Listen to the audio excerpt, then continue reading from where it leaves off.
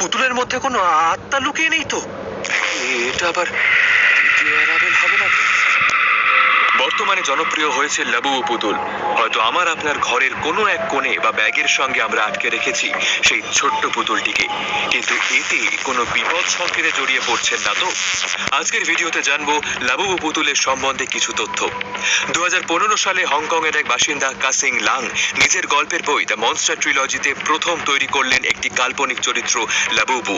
দেখতে ছোট, লম্বা লম্বা কান, বড় বড় চোখ, কপালে সবসময় একটা গাম্ভীর্য এবং অদ্ভুত বিকৃত রকমের হাসি। 2020 সালে লাবুবু পুতুলের এই কাল্পনিক চরিত্রকে বাস্তব রূপ দিল পপমার্ট। মাত্র 6 মাসে পপমার্ট লাবুবু পুতুল থেকে প্রায় 7 কোটি টাকার ব্যবসা করেছিল। কিন্তু কি এমন ছিল যে এই পুতুলের এত ডিম্যান্ড? মূলত এর পিছনে ছিল পপমার্টের এক অসাধারণ মার্কেটিং স্ট্র্যাটেজি।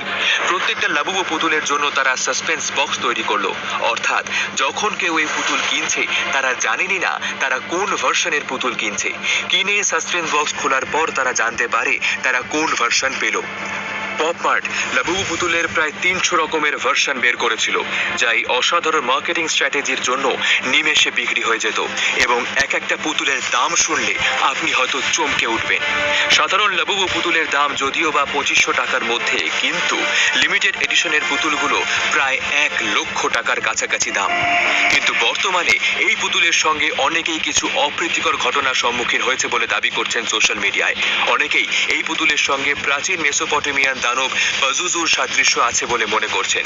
সোশ্যাল মিডিয়ায় এক ব্যক্তি একটি ভিডিও বার্তায় বলেছেন যে উনি এই পুতুল কেনার পর থেকেই স্লিপ প্যারালিসিস এবং ভয়ানক স্বপ্ন দেখতে শুরু করেছেন।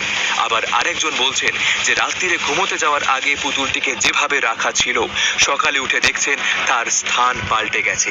আবার অন্যদিকে থাইল্যান্ডে লাবুবু পুতুলকে পুজো করা হয় তাদের রক্ষাকর্তা হিসেবে। লাবুবু পুতুলের সত্যতা আমরা যাচাই করিনি, কিন্তু আপনিও যদি এই পুতুলের ভক্ত হয়ে থাকেন বা আপনার কেনার ইচ্ছা থাকে, তাহলে অবশ্যই কমেন্ট করে জানাবেন।